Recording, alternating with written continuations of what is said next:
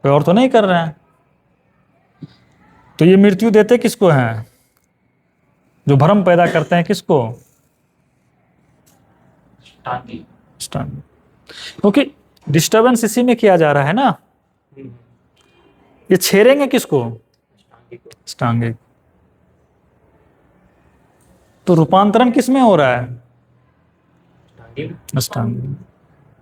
माया कौन है? अष्टांगी। इसके आधार से माया कौन है? अष्टांगी। वैसे तो वो माया ही है।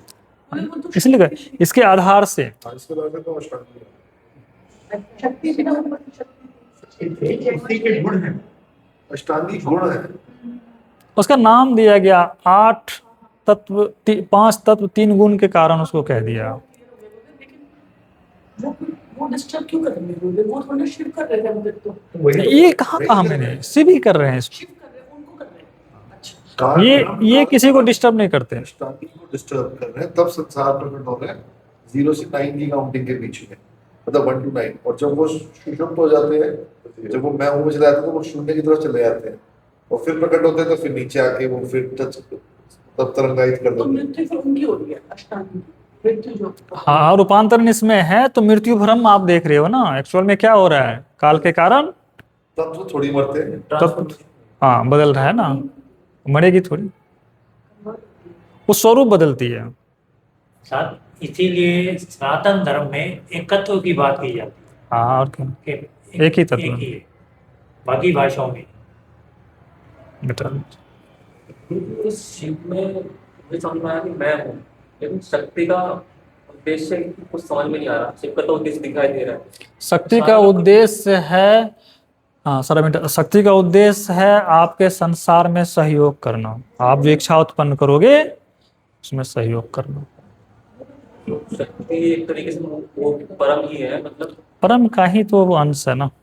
शिव भी तो परम का ही अंश, लेकिन दोनों भ्रम है, दोनों जड़ है, ये ध्यान रखो। लेकिन शिव तो दिखा रहे कि मैं हूँ, कुछ करना चाह रहे हैं हाँ कल्पना है।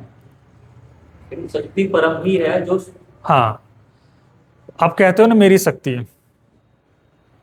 क्योंकि जैसे यहाँ पे बैठे किसी ने भी या कहीं पे भी बैठे किसी बंदे ने कोई इच्छा करी, सिर्फ इच्छा करने से तो प्रेरक सत्ता ने वो नहीं किया। इसके साथ जो 5 तत्व 8 गुण है, वो तो फिजिकल मैनिफेस्टेशन है, तो वहां पे कर्म आएगा ना।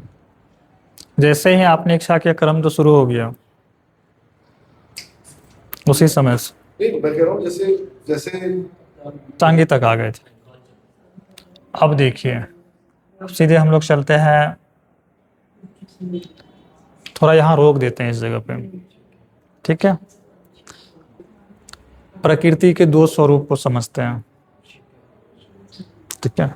फिर वहां से शुरू करेंगे, क्योंकि वो बीच का चीज अलग है एक। फिर अष्टांगी से उतरेंगे नीचे। अब नीचे ज्यादा जाने की जरूरत भी नहीं है।